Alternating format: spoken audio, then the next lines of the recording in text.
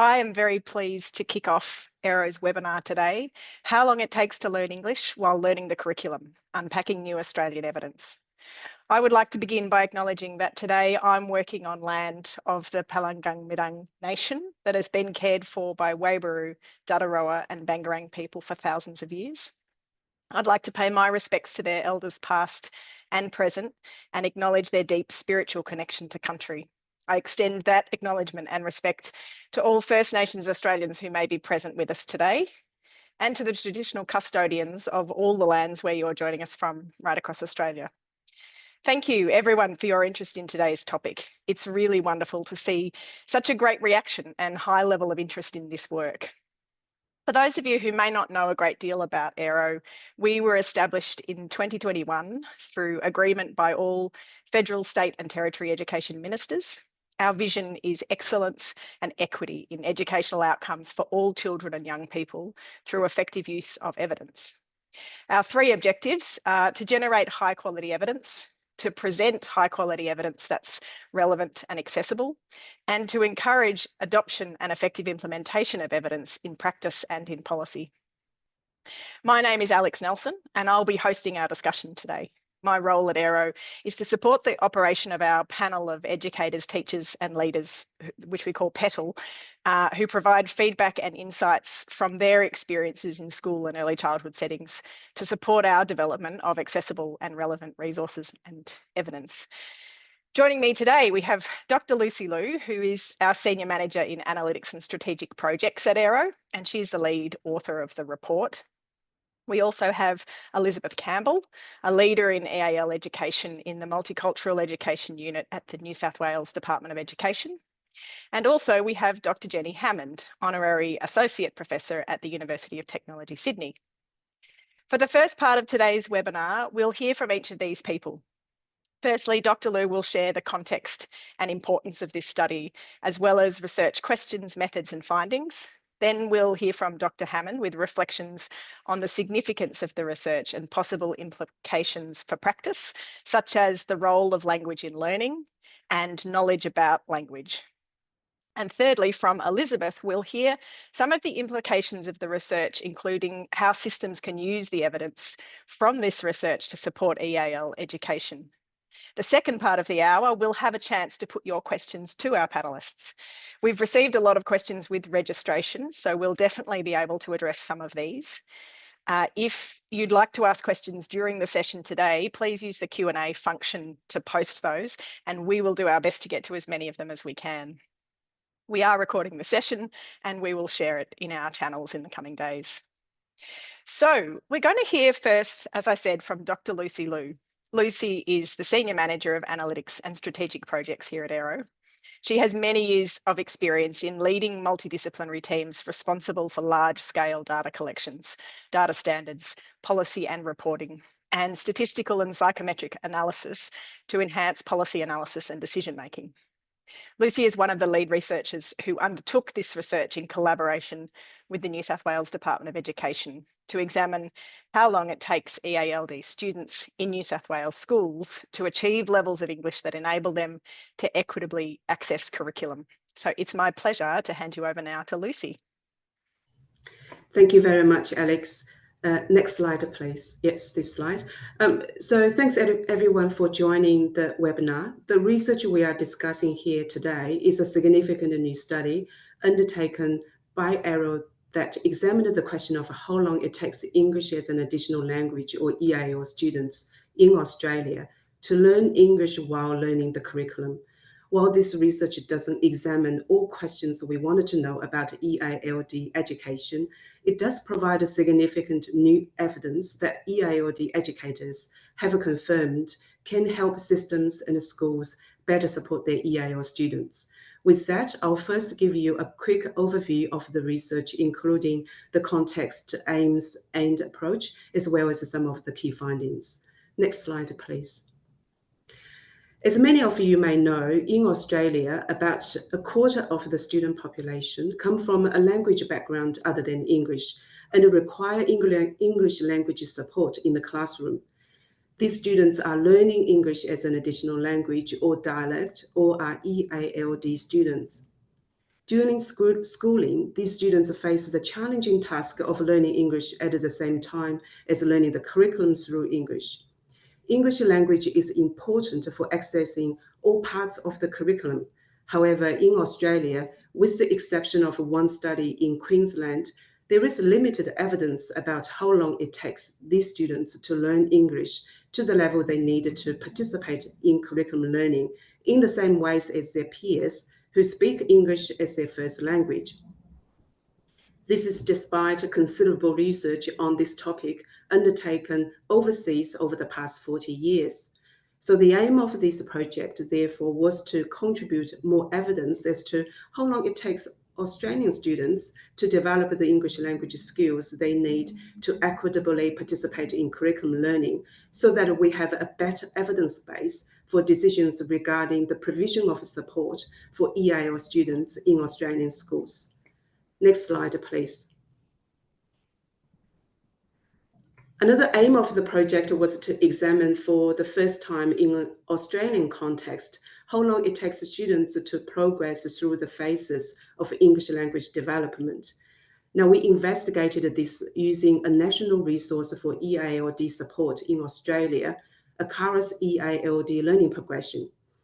This resource supports classroom teachers to identify where their EILD students are broadly positioned on a progression of English language learning and the typical pathway of language skill development that they might expect from their students.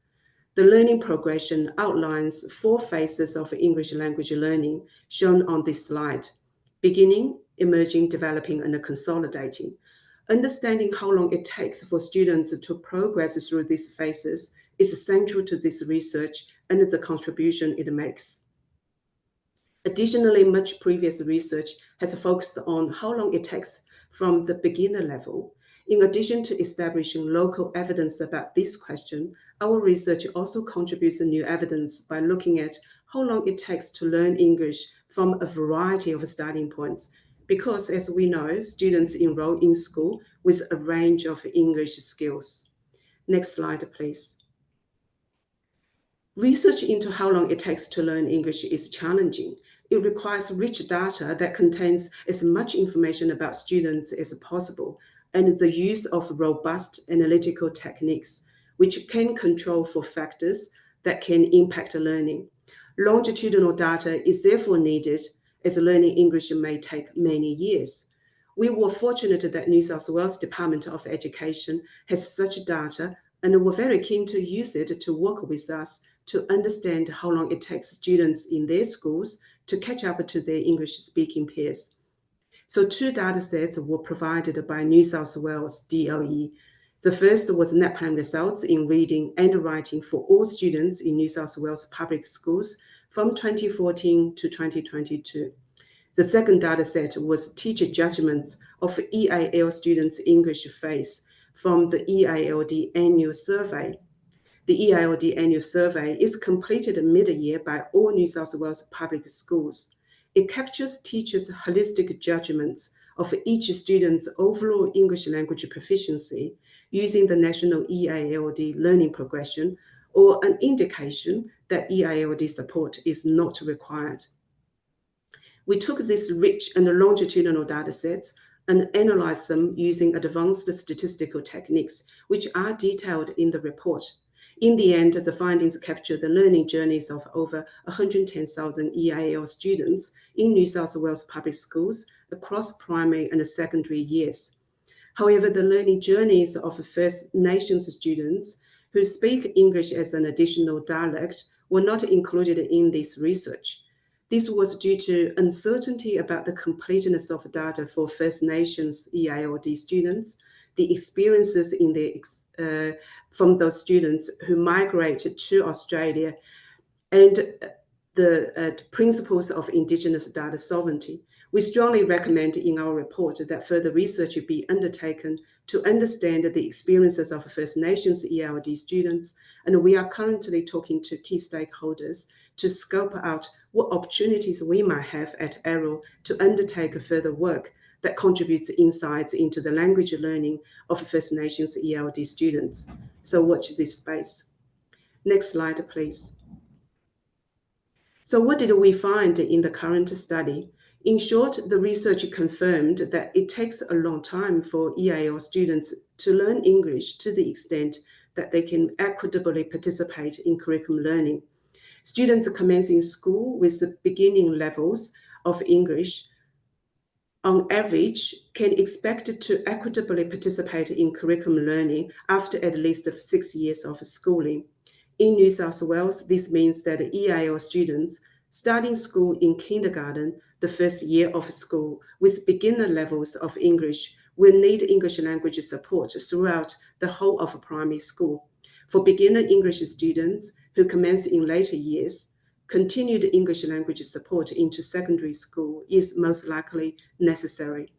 For students commencing school at emerging and developing phases, on average 4 and 3 years respectively, are required for them to develop the English language skills required to participate in curriculum learning. Those with consolidating levels of English on average achieved on par or better academic English outcomes in reading and writing compared to similar non-EAL students, indicating most likely on average that students at that level have the skills to equitably participate in curriculum learning.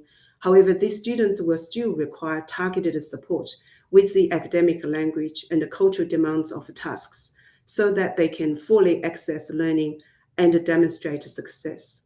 Next slide, please. This slide shows how long it takes EIL learners to progress through the phases of the learning progression.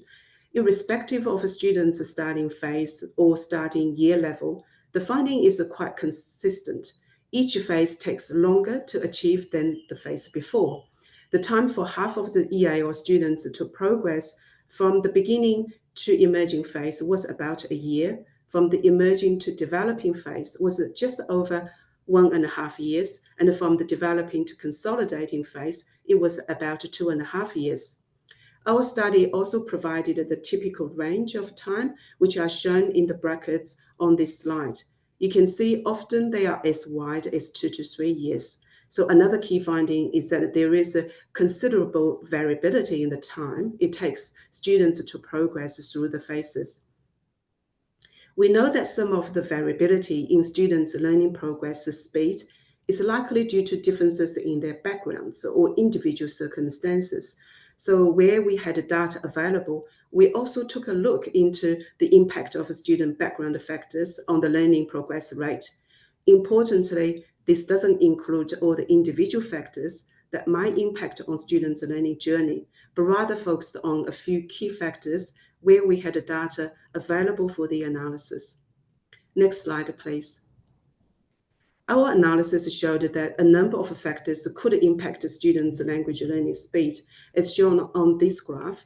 The bottom bar, everything else being equal, students who were from the lower half of a social educational advantage scale progressed about 22% slower to the consolidating phase or higher compared to those from the higher half of the social educational advantage scale. Other key background factors that we examined, which had an impact on learning speed, were students with refugee backgrounds progressed 14% slower than those of non-refugee backgrounds. Students who commenced school in kindergarten progressed between 5 to 15% slower than those who started in other primary year levels. And the male students progressed slightly slower than female students. To summarize, through this study, we've provided new evidence on the time needed by EIL students to learn English in Australia while learning the curriculum, including how this varies for students with different starting levels of English and starting year levels, how quickly students progress from one phase to the next, and the impact of some demographic factors on students' learning speed. The power of this study lies in the use of large-scale longitudinal data, as well as the use of multiple analytical methods to ensure the rigor of the findings. Of course, this study, like others, cannot answer all questions about EILD education in Australia. For example, we couldn't examine the impact of all individual factors or characteristics that may influence English language development in the research.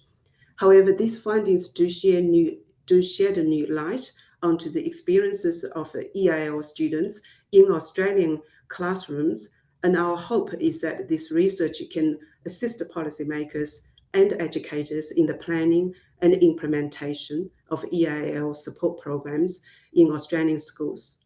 Now I will hand over back to Alex. Thank you. Thank you so much, Lucy. We're going to hear now from Dr. Jenny Hammond. Jenny is an honorary associate professor at UTS. She's taught for many years in the field of language and literacy education, EALD education and research design. Her research interests include the value of high challenge, high support pedagogies designed to meet the needs of EALD students in mainstream classes. She's participated as a consultant and advisor in this research. Over to you now, Jenny. Thank you very much. And hello to everybody who's listening. So Lucy has mentioned the body of research that already existed before we began this research. And I'd just like to go back to that for a moment and talk a little bit more about that. As many of you may be aware, there's been research related to this topic that's taken place over the last 40 years or so. And some of the names of people who've been involved in this include Jim Cummins, Collier and Thomas, Hakuta, Demi and Strand, and so on. And many of you, I think, will be aware at least of the work of Cummins and of Collier and Thomas. So interestingly, this has been going on for about 40 years or so. And from that research, there's been quite consistent, there have been a number of quite consistent findings regarding the length of time required to develop academic language proficiency. The consensus generally from that body of research is that students are likely to learn what they call conversational fluency within 2 to 3 years, but they're going to require at least 5 to 7 years and sometimes longer to develop the level of academic English that will enable them to participate equitably with their non-EAL peers. Next slide. Okay, so the general consensus is that there's no shortcut to the development of cognitive academic language proficiency and to academic achievement in the second language. It's a process that takes a long time. And it's relevant, I think, to then ask the question, well, why did we need to undertake this research? Next slide. Okay, I think there have been a number of reasons why this research is particularly important. First of all, I think it's fair to say that EAL education is a bit off the boil in Australia.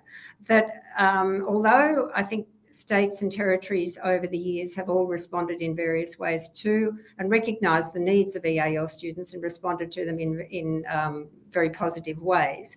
In recent times, the focus on EAL education has become somewhat uneven. So there's variation from one state and territory to another. But in addition, there's variation within states and within schools regarding the priority that is accorded to EAL education.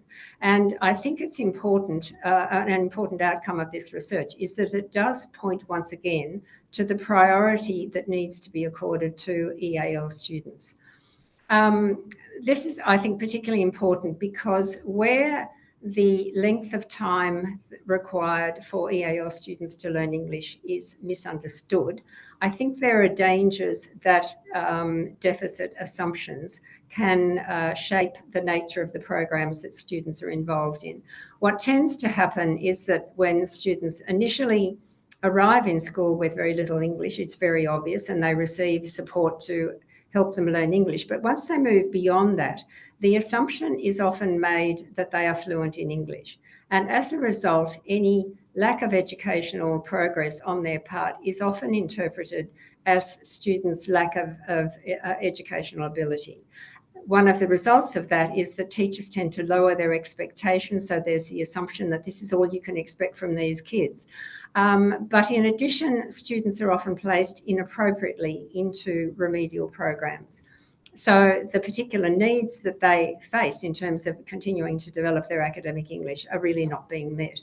Now, as Lucy has mentioned, there's limited evidence in Australia, apart from the work of Cray and colleagues that was taken place in Queensland, there's very limited evidence of the time required for students in Australia to learn academic English. And while the international research, I think, is very relevant, it's important to note that the contexts of education, particularly in America, are very different to those in Australia. So it's been important, in my view, that we have evidence of what is happening with students in Australian schools. So the value of the research, I think, lies in those areas. Next slide, please. So just to summarise, the major challenge that EAL students face is to progress from fluency in everyday spoken English to proficiency in academic language and literacy, and failure to do so can result in language plateauing and academic underachievement. And I think this is the challenge that the research speaks to, and I think that's been an important aspect of the research. Okay, next slide. Okay, so what has the research actually contributed? As Lucy has pointed out, it confirms previous findings regarding the overall length of time to learn English.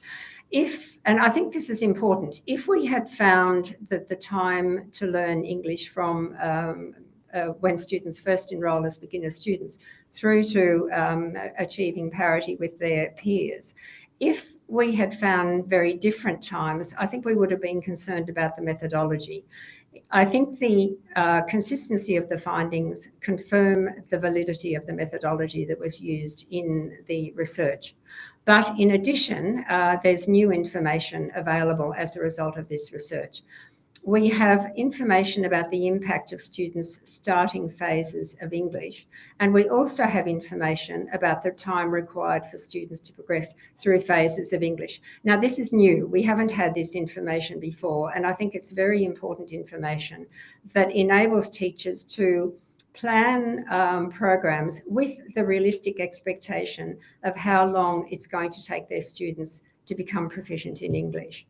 And in addition to that, I think the findings point to the importance of the role of language in learning and the importance related to that of understanding the nature of academic English.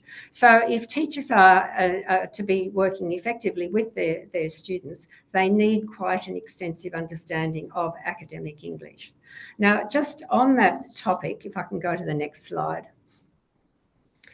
In the discussions that we've had around the project, the questions about the nature of language have come up quite often, and particularly the question of why is it that students require so much more time to learn academic language than to learn conversational fluency.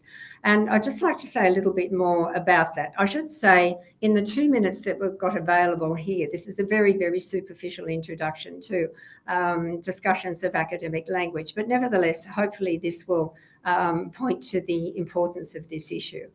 I want to introduce the terms BICS and CALP, and many of you will be familiar with those terms. They come from the work of Jim Cummins, and they've been around for many years. They refer to BICS is basic interpersonal communicative skills, while CALP is cognitive academic language proficiency. And I find it useful to think of these as part of a continuum rather than as discretely different aspects of language. But if we look at the BICS component, which equates to the conversational playground English, there are a number of features that I think are relevant here. Typically, the the BICS occurs in a shared physical context. So if you are interacting with someone while you are actually doing something, then a lot of the meaning of what you're doing is available from the physical context.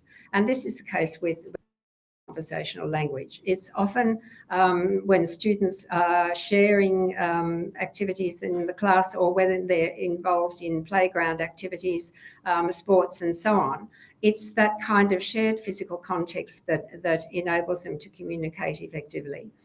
Often that it's language accompanying action. It's more likely to be spoken language, but not only spoken language. And it's likely to involve everyday vocabulary and more congruent grammatical patterns. And by that, I mean actions are coded as verbs, things are coded as nouns, and so on. Now, when students start engaging in educational learning, they are introduced increasingly to curriculum concepts that are technical, that are abstract, and that demand different kinds of language.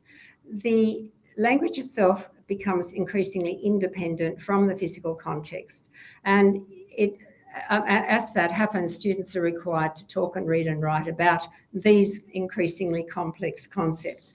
Now, they're also engaging in some of the higher mental processes of explaining, generalising, arguing, and so on. And the language required for those kinds of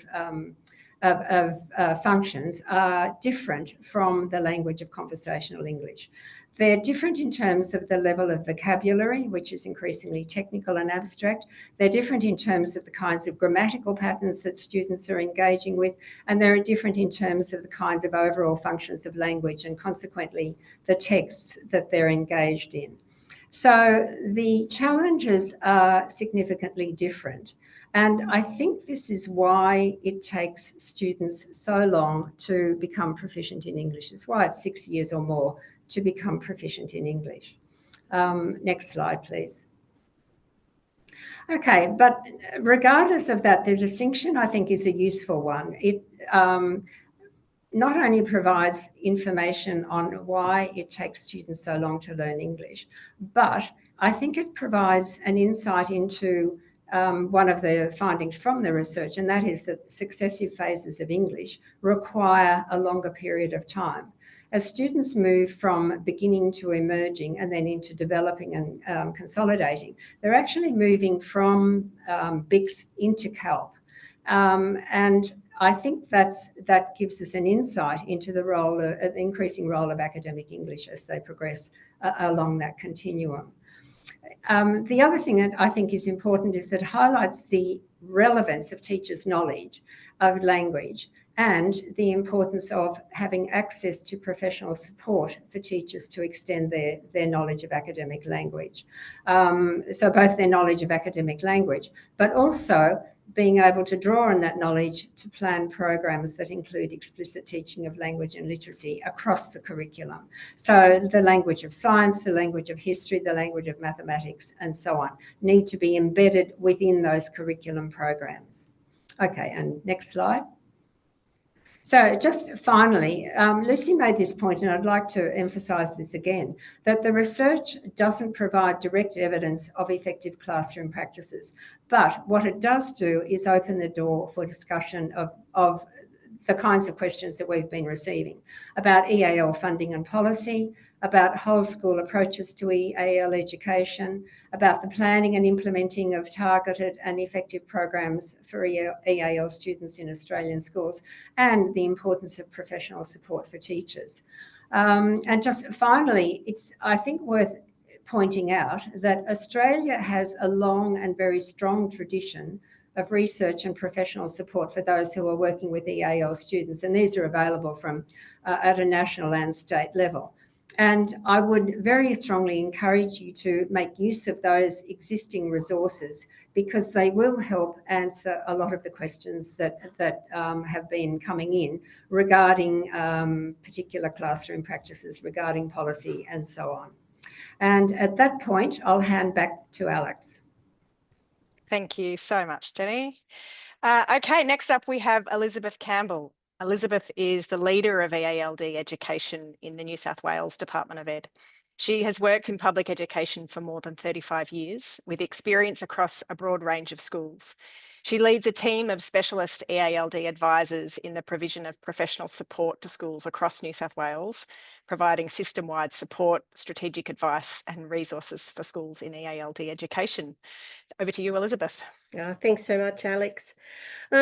As Lucy mentioned, New South Wales public school data was used for this research.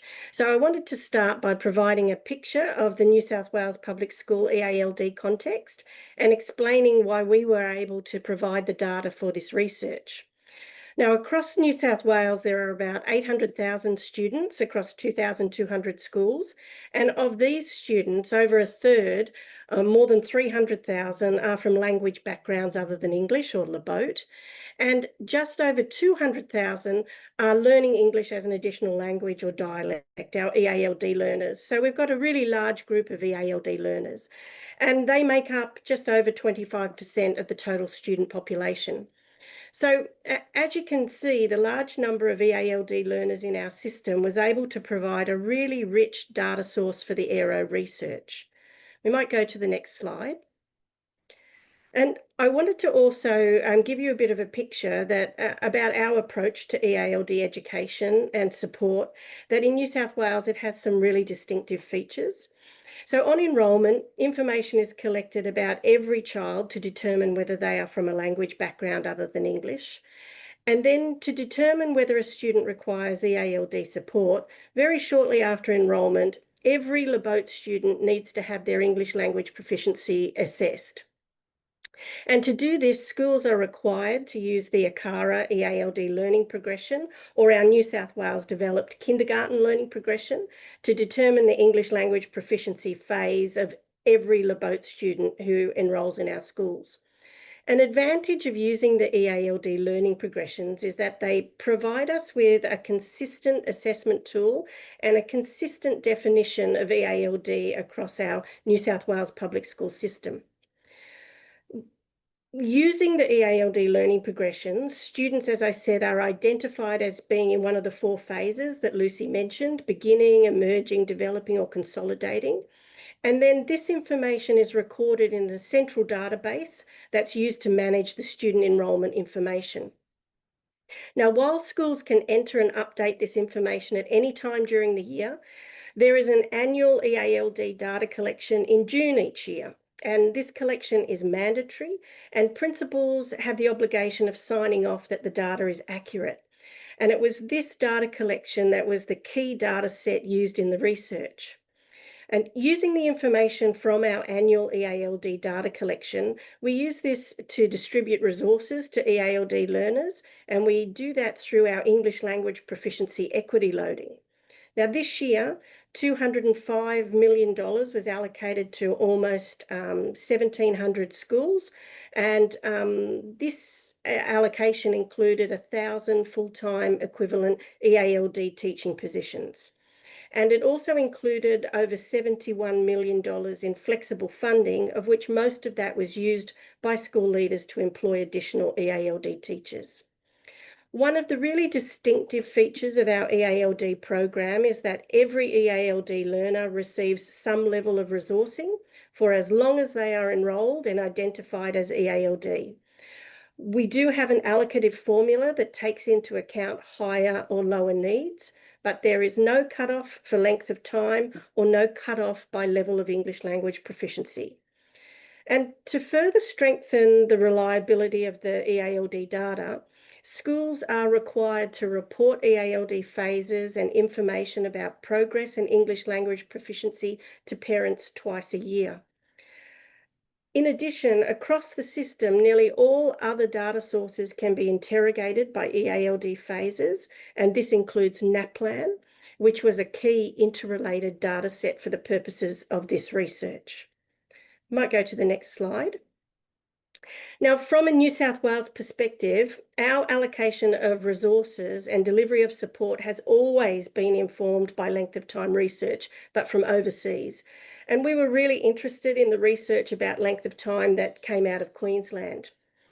Then we realised that our consistent longitudinal data set had the potential to provide rich Australian information about how long it takes to learn English.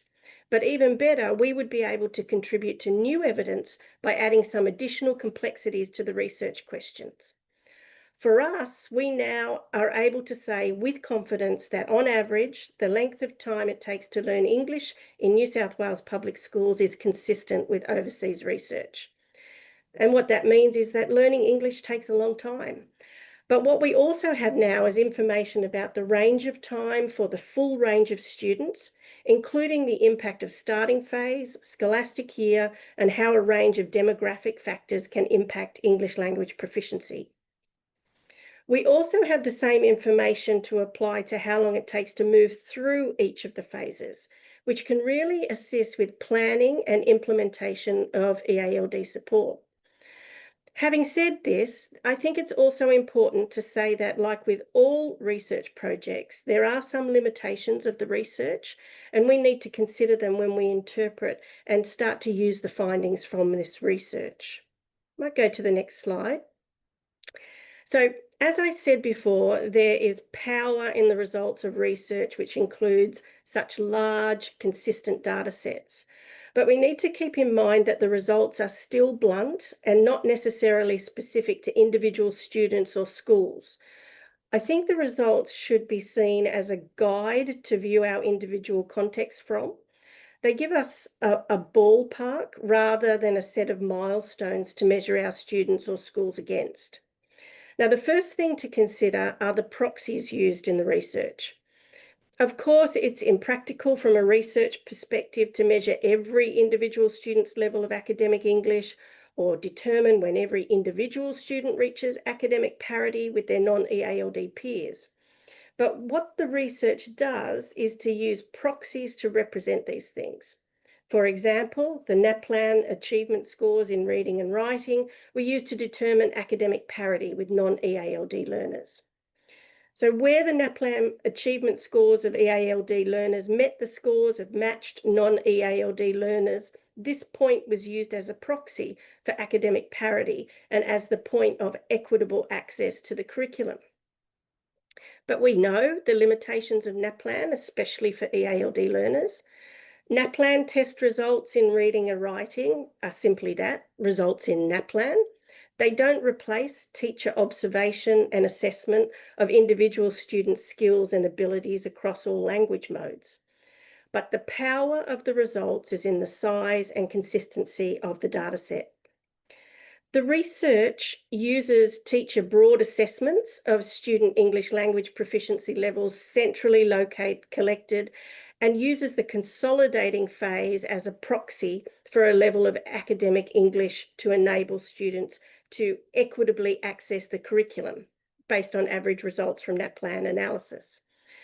Each of the 4 phases in the learning progressions is very broad by nature, and a student at the beginning of the consolidating phase will have a very different language skill set to one at the end of the phase.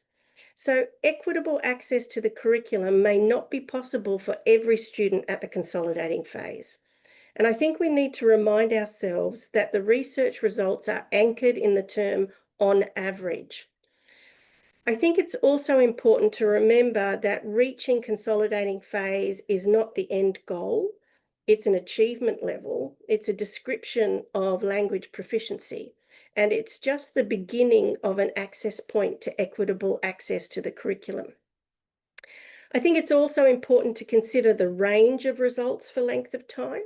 It's easy to focus on the high level on average results about length of time, but by doing that, we exclude the language proficiency progress of about half of the students. To really interrogate the results, I think we need to keep an awareness that some students will be able to access the curriculum much sooner and others will take much longer. Nothing replaces informed teacher observation and support for EALD learners. As Jenny said, there is no shortcut for second language acquisition. There's only the level of support provided. The last point is also worth noting. The research has provided us with valuable information about the impact of socioeconomic factors, about scholastic year, gender, and refugee experiences on language learning. But of course, the research couldn't include all factors. We agree with Aero that there is an opportunity for further research here, in particular about our Aboriginal EALD learners and our EALD learners with disability. Might go to the next slide.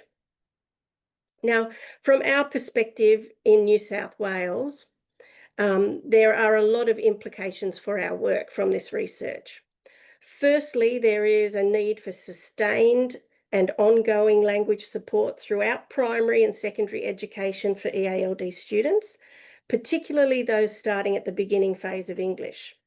The results support our practice in New South Wales public schools of identifying and providing resources for every EALD learner for as long as they are identified as requiring support. The research also provides an Australian evidence base that learning English takes a long time, that English language proficiency develops over many years, and moving through the phases takes longer than a single scholastic year. Hopefully, these results will lead to more long-term supportive learning environments in schools. But what does this mean for our support for our teachers?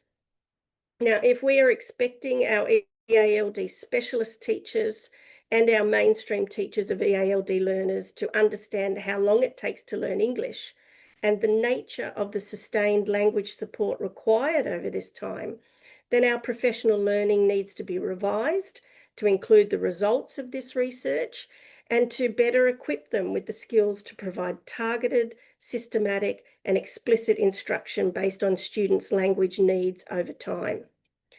This is also the first Australian research that has identified the impact of demographic factors on learning English. We need to work out what we're going to do with this information. Are we going to review our approaches to teaching and learning? This new knowledge about the impact of demographic factors on language progression, as we mentioned, the socio-educational disadvantage, refugee experience, etc., it has the potential to help schools to provide more effective and centralised support to individual students. Or perhaps with this information, we could decide to target our resources differently. We can explore allocating EALD resources informed by the specific needs of students, taking into account their starting phases and their demographic factors that may affect their language learning progress. Now, this research also highlights the importance of supporting and valuing students' first languages, recognising that bilingualism can contribute positively to academic progress is a really important recommendation. This gives us a platform to advocate for translanguaging practices in schools, as well as encouraging the use of students' full linguistic repertoires in language and content learning. And one of the other important recommendations from the research is a need for a national consistent definition of EALD learners.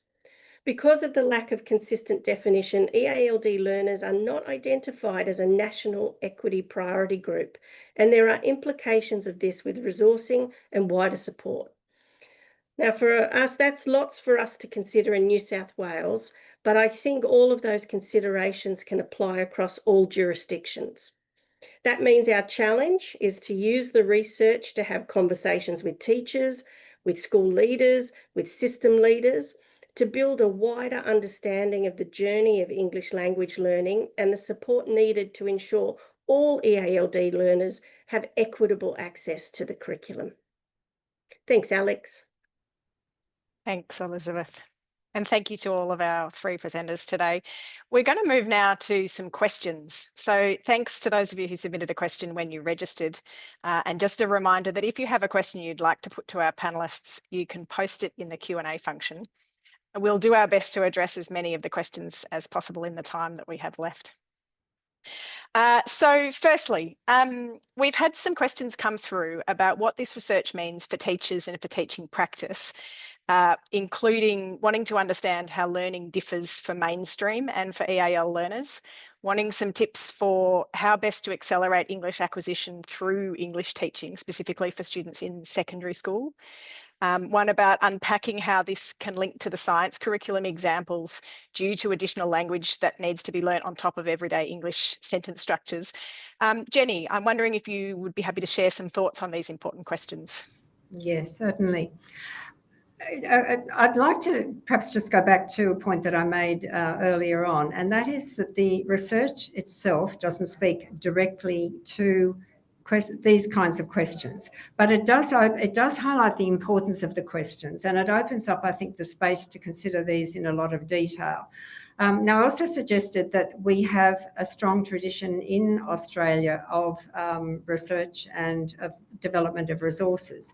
And I think it's valuable to draw on those resources in order to explore the questions that have come up about practice. And if I can just use an example, I'm thinking of a number of research projects that have taken place in New South Wales. These are just ones that I'm familiar with. But what is noticeable is that they all come up with very similar conclusions about what constitutes effective practice. And if I can just go through these very, very quickly.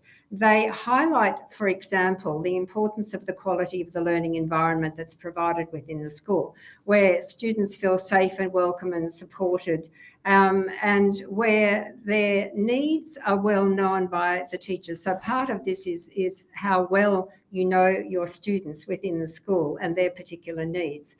In addition to learning environment, there's emphasis on the quality of school leadership and the development of whole school EAL programs, where there's collaboration between EAL teachers and mainstream teachers, both in program planning and in the implementation of particular programs.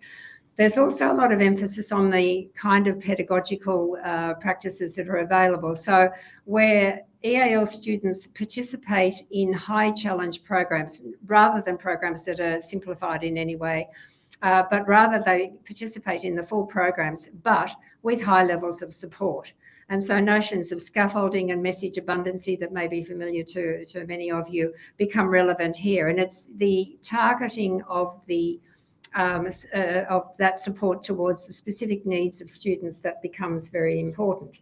And of course, ongoing monitoring of students' progress, and along with this, access to professional support for teachers. So if I can come back to the questions that you mentioned about the relationship, for example, between mainstream and EAL students.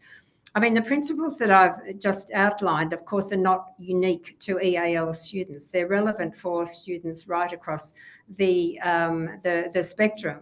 And I mean, I think they highlight that there's a lot of overlap between mainstream teaching and EAL teaching. And it's really in the way in which students' needs are recognised and then in the level of support that's provided that you start to find the answers to the questions about that relationship. And also in terms of the questions about including language and teaching of science and so on. I mean, again, they're very integrated programs where support can be differentiated and targeted to those specific students. Now, ideally, as I mentioned, this involves collaboration. So the EAL teacher brings to the planning and the implementing of programs the knowledge about language, and the mainstream teachers, of course, bring their knowledge of curriculum content. And it's that collaboration that I think enables, that provides the answers to questions of practice. So I would certainly encourage people to work with the results of the research because they are so important and they do open up that space in very important ways, but also draw on the existing resources to address those issues further. So I'll hand back to you, Alex. Fantastic. Thanks, Jenny. We've received a number of questions about what kind of professional learning might be needed to support teachers to assess English language proficiency.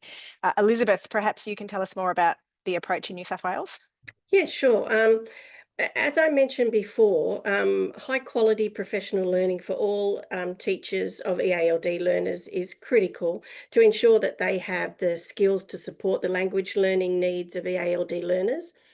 As I mentioned, in New South Wales, we use the ACARA EALD learning progressions and our own developed kindergarten EALD learning progression to assess English language proficiency. Now, they are very broad tools, but the strength of them is that they are tools for all teachers, not just specialist teachers. And so we provide professional learning both in self-access ways and as face-to-face training days on how to use these learning progressions. And that training includes advice and annotated work samples that teachers can engage with. But the real learning happens when teachers get together to look at work samples together. So the discussions about language features and what students bring to learning are really the richest conversations that our teachers have. And we encourage groups of teachers to set aside time to build their knowledge about language and the learning progressions. But as I said, the learning progressions aren't perfect. And that's why we developed a kindergarten learning progression.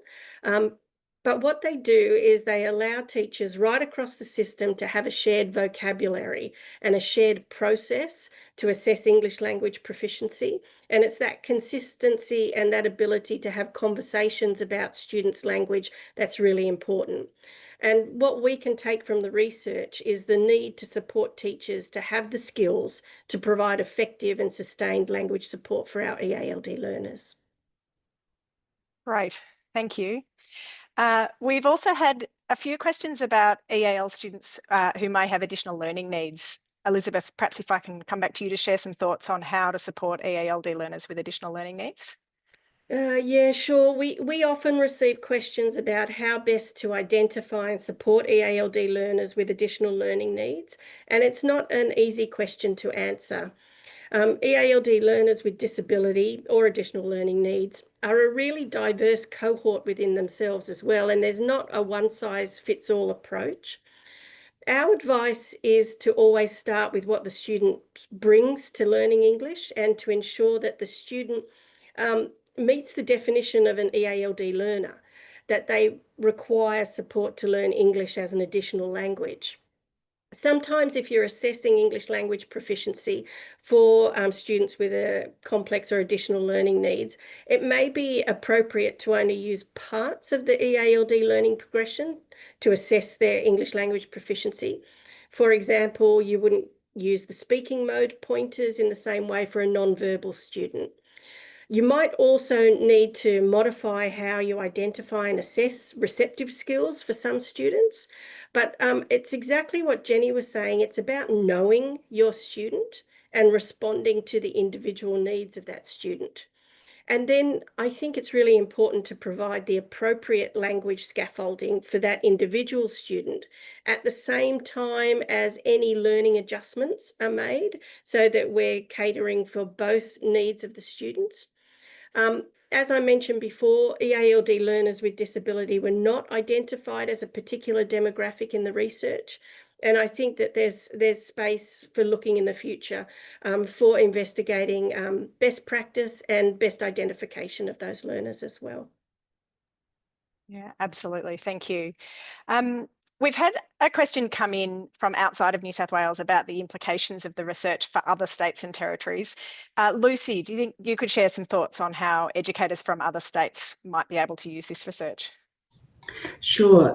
While the data set uses data from New South Wales public schools, the major findings are applicable across all jurisdictions because they reflect previous results from overseas studies and also the one study from Queensland. But the demographic results present an opportunity for different jurisdictions to look more closely at their own demographic nuances. While there are lots of contextual differences across Australia, there is a lot about second language acquisition that remains constant and unknown. It would be interesting to build on this piece of research by looking at certainly at the impact of a contextual demographics across jurisdictions. Great, thank you. Now to some questions about the specific needs of newly arrived students and students from a refugee background. Elizabeth, perhaps you could tell us a bit more about the approach to supporting newly arrived and refugee students in New South Wales. Okay. I think, like Lucy mentioned, like the fact that EALD learners are learning English, learning about English, and learning through English simultaneously is it's even more challenging for students at the early phases of learning English. In New South Wales, we provide specific targeted support for these students through our new arrivals program, and we identify these students and then provide funding for teaching support so that the needs of those students are met straight away. But the delivery of the new arrivals program can vary from school to school depending on the numbers of newly arrived students, and it can include one-on-one support, small group tuition or parallel intensive classes or in-class support. And the challenge is, of course, that newly arrived students can enrol at any time of the year. And so what normally happens with us is that the support for these newly arrived students can continue up to 4 terms worth of support. Now, our secondary students who are newly arrived in metropolitan Sydney, Wollongong or Armidale are able to attend one of 15 intensive English centres on a full-time basis and then exit into a mainstream setting. But what the research reveals for us is that the quickest movement between phases is at that beginning phase. And as Jenny mentioned earlier, this is most likely to be focusing on mastering BICS or social language. The hardest work, and Jenny said this very well, and the work that takes the most time is developing the academic language required for academic success. The other important message, I think, from the research about our EALD learners at the early phases of learning English is the power of their first language to support second language learning. Now, this has really significant implications for the way teaching and learning needs to happen for those students at the earliest phases. Okay, thanks. A question here, whether there is a difference between age groups in terms of the rate of progress. Lucy, would you mind speaking to that one? Yes, very happy to. Now, this study suggests that amongst all year groups, students are starting school in New South Wales in year 3, average age of about 8 years, 3 months, seemed to progress faster than other younger or older cohorts of students with similar demographic backgrounds. Although in most cases, the differences were small. These findings seem to align with a number of other research that also found that students who were just beyond the initial years of schooling progressed at a faster rate than those who are either very young or older. These researchers point out that students who are slightly older are likely to have begun their schooling in their first language, and importantly, also have begun learning literacy in their first language. When they enter school in Australia, they are able to transfer their developing knowledge of language and literacy to their new learning environment, and this gives them an educational advantage. Younger kids, though, face the challenge of beginning school in an unfamiliar language while also simultaneously beginning to learn literacy. Older students must engage with more advanced curriculum concepts while at the same time learning the academic language that will enable them to talk, read, and write about those concepts. So they have more to learn and a shorter time in which to do so. Yeah, so that's an answer. Thanks, Alex. Thank you, Lucy. And I think we've got time to squeeze one more question in today. We've been asked what this research means for Indigenous students who may be learning English as their second or third language. I'll come back to you, Lucy, for that one. No worries, Alex. So as I indicated earlier, this study didn't include the learning journeys of First Nations students who speak English as an additional dialect. This was due to uncertainty about the completeness of data for First Nations EALD students, as well as the differences in their experiences in schools and communities from those students who migrated to Australia. However, this is a very important group of students, which is why we strongly recommended in our report that further research be undertaken to understand the experiences of First Nations EALD students, and suggested that such research be led by First Nations researchers in accordance with the principles of Indigenous data sovereignty. To this end, we are currently talking to key stakeholders to scope out what opportunities we have to undertake further work that contributes insights into the language learning of First Nations EALD students. So I do encourage you to watch this space. Fantastic. Thank you. And that brings us, people, to the end of our hour together. I can see there's such great interest and engagement with this evidence, with many great questions asked and answered. If you'd like to know more, a great place to start is with the report itself, which we've posted in the chat. A huge thank you to our speakers today, Dr. Lucy Liu, Dr. Jenny Hammond, and Elizabeth Campbell. Thank you all for joining us this afternoon. We really hope you found this session valuable. Thanks for your interest in Aero's work, and we wish you a good afternoon.